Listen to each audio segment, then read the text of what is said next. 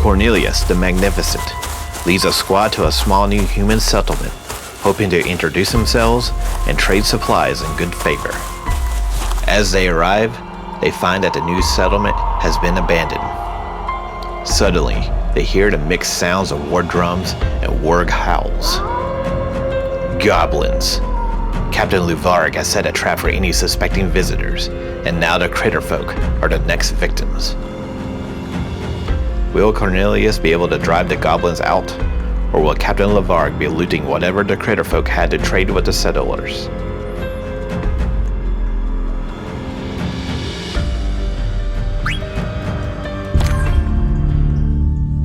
Greetings, friends. This time on the square table, it is a one-page rules Age of Fantasy Skirmish battle, rules version 3.5.1. I will be playing the champions of Critterfolk. These models are designed by Dragon Trappers Lodge, and I am a big fan. In the opposing warband would be the Goblin Knights, Order of the Warg, designed by Twin Goddess Miniatures. I'm a big fan of Twin Goddess and have several models from them already. These two warbands were part of a My Mini Factory Frontier campaign, hosted by One Page Rules, in which 18 model creators provided small skirmish armies to play an Age of Fantasy or Grimdark Future wargame. The campaign is now closed for special pricing, but if you go to each individual creator's page, you can still buy the model collections. Here in the Dragon Trappers Lodge, you can find the Critterfolk under armies, and then most of the models that I'm playing are in the Part 1 package. With the Twin Goddess Miniatures, they actually have an OPR compatible category, and you can pick the exact warband that I'm playing against in this video. All STLs have been printed at a 15mm scale, and I will be playing this battle using half distance mode, in which all the rules for distances and range attacks are cut in half from their standard scale. This mission is a standard setup with 3 objectives to capture and hold for victory points. Let's begin.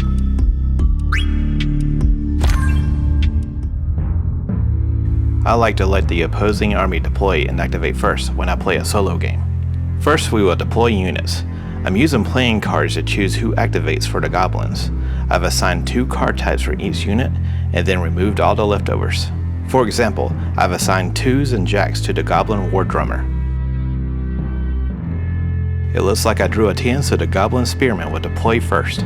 Since there are 3 objectives, I will roll a D3 die to decide where to place the goblin unit, and they will set up for Objective 2 in the middle of the battlefield. I think that I will match that with a Sparrow Rider on the opposite side. Next, I drew a 3 for the Goblin Lancer,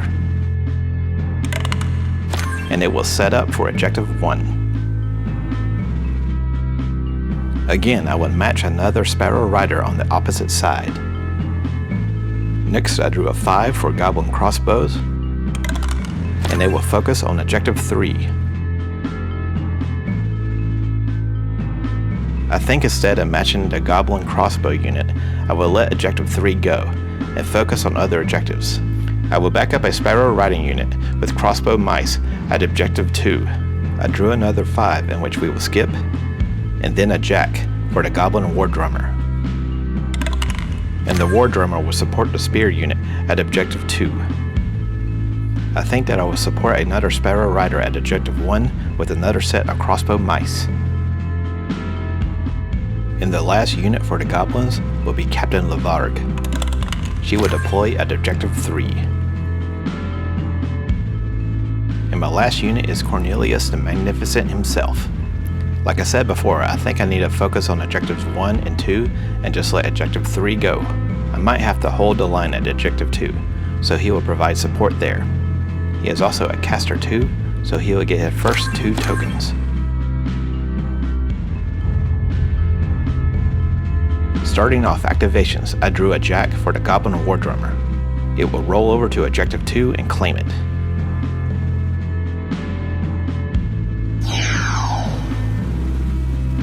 My Crossbow Mice will seek cover behind a tree and range attack the War Drummer. Crossbow Mice have a quality of 5+ and defends with 6s. Hand weapons are a single die attack per model, and I've upgraded them with heavy crossbows, which add the special of rending. All Critterfolk have Critter's Luck, which allows a reroll of any ones to hit. This is a 1-die attack, but I have 3 models in this unit, so 3 dice total. I rolled a 1, a 2, and a 4, so no hits. And unfortunately, I forgot to re-roll the 1s for Critter's Luck. The worst thing about playing solo is that it's hard to remember and apply rules for both armies. For the Goblins, I drew a Queen for the Lancer. Same as the War Drummer, the Lancer would rush and claim Objective 1. Let's see if I can take control of the middle of the battlefield. I'll charge my Sparrow Rider at the War Drummer. Sparrow Riders have a quality of 4+ and defends with 4s. They have fast and flying, which are movement bonuses. And I've upgraded them with Lances, which is a single die attack with a special of Thrust, which gives them a +1 modifier to hit and an AP of 1 while charging, hitting on 4s. And I rolled a 3, but with Thrust this is modified to a 4, so 1 hit. The War Drummer defends with 5s, -1 AP because of Thrust, and gets 1 wound. The War Drummer has a toughness of 3, so it'll collect that wound without having to roll for wound check. The War Drummer will strike back. The War Drummer has a quality of 4+ and defends with 5s. Is a hero unit, which helps with morale. Has piercing assault buff, which helps ally units with attacks. And 2 melee weapons. The first melee weapon is a hand weapon, which is a single die attack at 4+, and gets 1 hit. The Sparrow unit defends with 4s, and blocks it. The second melee is Vicious Bites, 2-die attack, hitting on 4s, 1 miss and 1 hit. Sparrow defending with 4s, and gets 1 wound. Now the Sparrow Rider will need a roll for wound check. You roll 1 die and add the results to the amount of wounds. The final result of 1 through 5 and the unit is only shaken. If you get a 6 or more, the unit is knocked out. 1 wound plus a 2 and the unit is shaken. After the unit backs up, shaken units can't hold or contest objectives, can only hit on 6s when striking back, and must stay in one place for a whole activation. I drew a king for Captain Lavarg.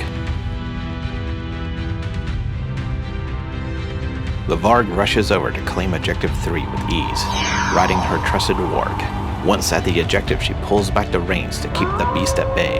Lavarg takes her time inspecting each enemy unit, looking for any form of leadership in which she can take out. Noticing that the magician is showing concern for the shaken Sparrow Rider, Lavarg focuses her attention on Cornelius. My other crossbow mice will move into position and range attack the Goblin War Drummer.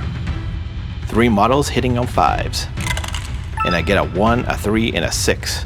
Again, I forgot to re-roll the 1 for the Critter's Luck, but I did get a 6 for Rending. Rending ignores regeneration and adds an AP of 4. The War Drummer defends with 6s because of AP 4. And collects another wound for a total of 2. There's another king which has already been activated. And I get a 4 for the Goblin Spearmen. They have Scurry, which gives them a bonus for movement, and they will rush past Objective 2. I will charge my other Sparrow unit at the Lancer, hitting on 3s because of Thrust, and gets nothing.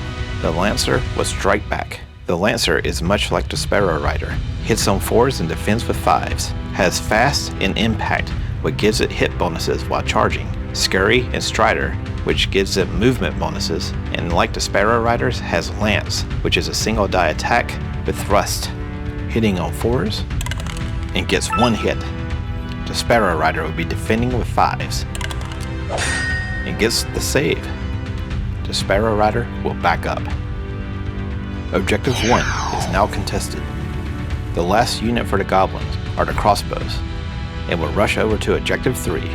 Cornelius will finish round 1 by moving into position behind the shaken Sparrow Rider. He tries to show a bit of caution and wisdom on the battlefield. It takes a special kind of mouse to wield magic and a particular focus. He reminds himself that he must trust any other Sparrow Rider engaged with the Goblin Lancer, and focus his attention towards the confluence of units pouring onto Objective 2. At the end of round 1, Objective 1 is contested. Objective 2 is under Goblin control. And so is Objective 3. I have one Spiral Rider that is shaken, and the Goblin War Drummer has 2 out of 3 wounds. Critterfolk 0, Goblins 2.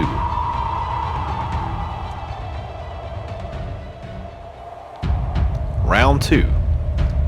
The Goblins will attack first. I drew a 9 for the Goblin crossbows. They will move behind cover and shoot at the mice crossbows. Goblin Arbalists hit on 5s and defend with 5s. They have Scurry for a movement bonus, and the crossbows are a range attack with AP 1 and Surge, which deals an extra hit for every unmodified roll of 6. Single die attack times 3, hitting on 5s. And they get nothing. My crossbow mice will scoot over just a bit to get a clear shot at the War Drummer. Heavy crossbows hitting on 5s with Rending. And get 1 hit. The War Drummer would defend with 5s. And dang, gets it. I drew a 5, which is already activated. And then I drew a Queen for the Goblin Lancer. The Lancer would charge at the closest target, which would be the Sparrow Rider. Single die attack hitting on 3s because of thrust. It gets nothing. The Sparrow Rider will strike back. Single die attack hitting on 4s. It gets a hit. The Goblin Lancer will be defending with 5s. And gets the save. The Goblin Lancer will back up. I think that I will use the other crossbow mice to shoot at the Lancer. Heavy crossbows hitting on 5s times 3 with Rending. I get 1 hit with Rending. I needed that. The Lancer will be defending with 6s because of Rending. It's a 2, so the Lancer will take a wound. Rolling for wound check. And oh! A 5 plus 1 wound is 6, and the Lancer is knocked out. I drew a 4 for the Goblin Spearman. The closest target is a shaken Sparrow Rider.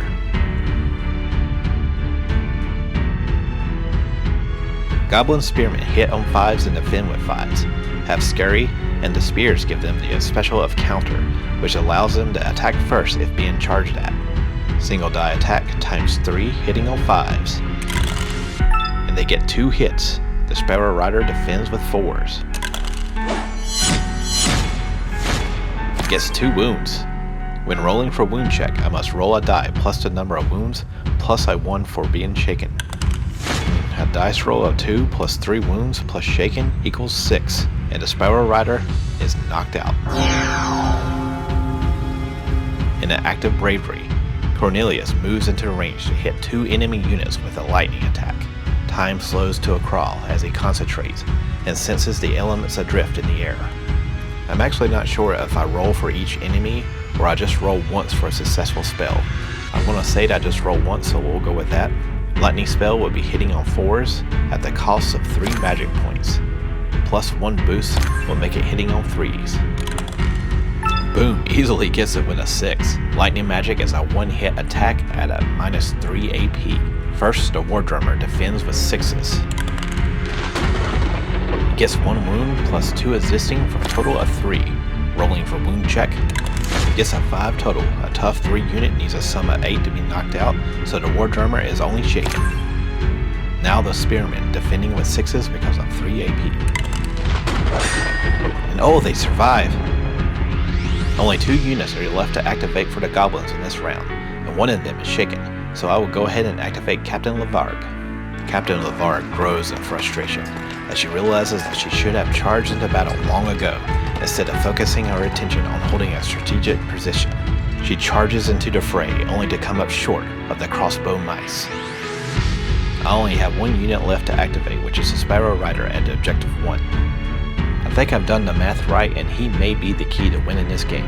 He has fast and flying, so I'm going to try to sneak him all the way around to Objective 3. The War Drummer is last to activate for this round. It activates only to clear the shaken and end the turn. At the end of round 2, Objective 1 has switched over to Critterfolk control. Objective 2 is still under Goblin control. And so is Objective 3. I have 1 Sparrow Rider that has been knocked out. The Goblin Lancer has been knocked out. And the Goblin War Drummer has 3 wounds. Critterfolk 1, Goblins 2.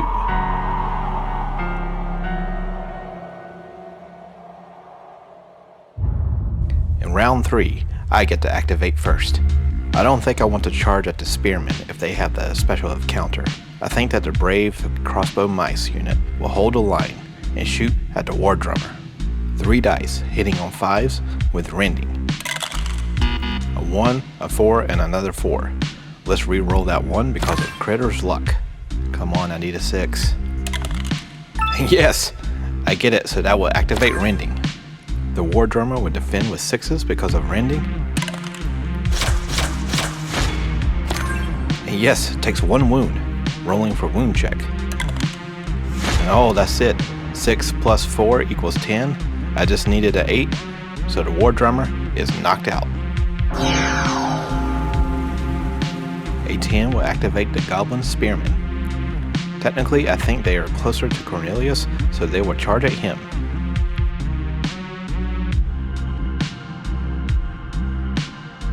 Three spears hitting on 5s. Oh, and gets 2 hits. Cornelius will be defending with 5s.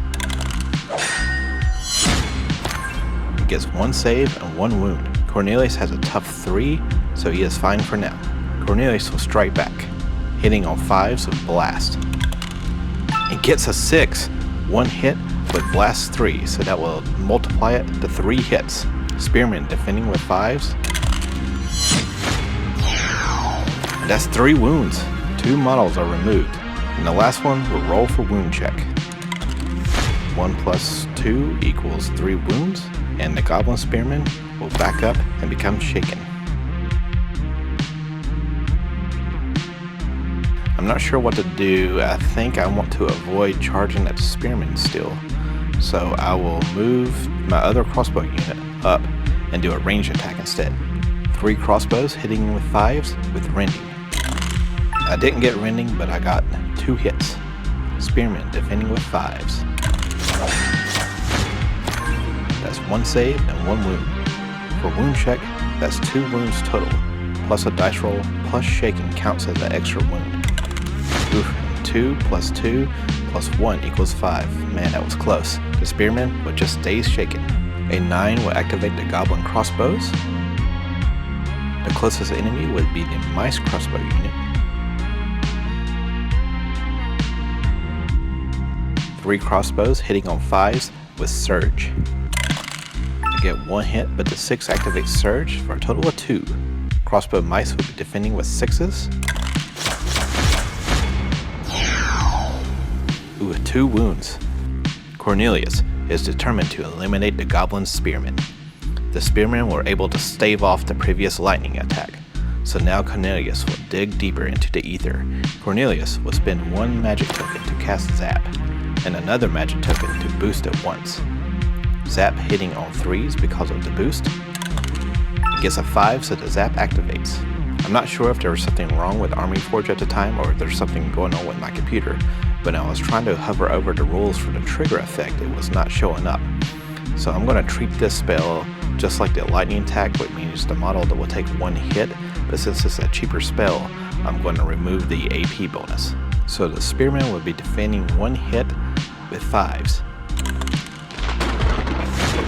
And they get just a 3, so 1 more wound. Rolling for wound check, and it needs a 1 to stay in the game. That's 5 plus 3 wounds plus 1 shaken for a total of 9, and the Spearmen are knocked out. Last to activate, Captain Lavard charges at the wounded crossbow Mice. She finally gets to swing her blades, furious of how successful the Mice have been at fighting off the Goblin Warband. Captain Lavard hits on 4s and defends with 5s. She has Fast, Furious Aura, which gives her an extra hit on unmodified rolls of 6. She is a hero unit which helps with morale checks. She has Scurry, Strider, and she has a tough 3 unit. Dual Great Swords or a 4 dice attack hitting on 4s with an AP of 2. And oh my goodness, she gets 3 hits plus Ferocious for a total of 5 hits. crossbow mice, defending with 6s because of AP 2. And wow, it gets 2 saves. That's a tough little mouse, but he's still got 3 wounds. Rolling for wound check, needs a 2 or less to stay in the game. And boom! 2 plus 3 equals 5 to crossbow mice are only shaken. My little crossbow mouse will strike back, hitting on 6 because shaken activates fatigue. Oh, close, got a 5. Captain Lavard will back up. The only activation left in this round is my Sparrow Rider creeping behind the house on its way to Objective 3. At the end of the round, the Goblins started out with 5 units at the beginning of the game, but now they are down to 2, so the remaining 2 units will need to perform a morale check because that is less than half of the army that they started out with. We'll start off with the Goblin crossbows. They have a quality of 5+, but they are close to Captain Lavargue, who is a hero, so she will let them use her quality of a 4+. They get a 2, and the Goblin crossbows are now shaken. Now rolling for Captain Lavargue at a quality of 4. Oh, another 2! Now Captain Lavargue gets also shaken. Okay, so here's the deal. There's only one more round left, and shaken units must spend a whole activation to become unshaken, so that would basically leave them useless. So let's go ahead and jump into the final round, and my Sparrow Rider will swoop around and take control of Objective 3.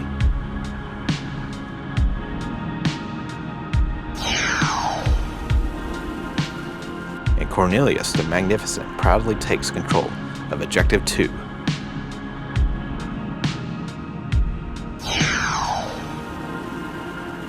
That will end the game. Critterfolk 3, Goblins 0. Well, the Critterfolk were able to stave off the sneak attack from the Goblin Knights.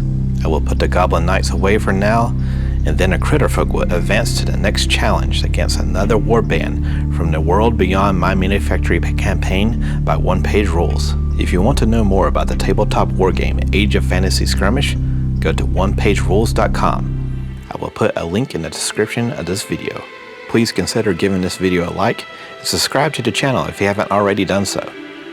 You can also follow Square Table Unit on other social media such as Patreon, Discord, Instagram, Facebook, and Blue Sky. Be excellent to each other, and I will see you guys on our next adventure.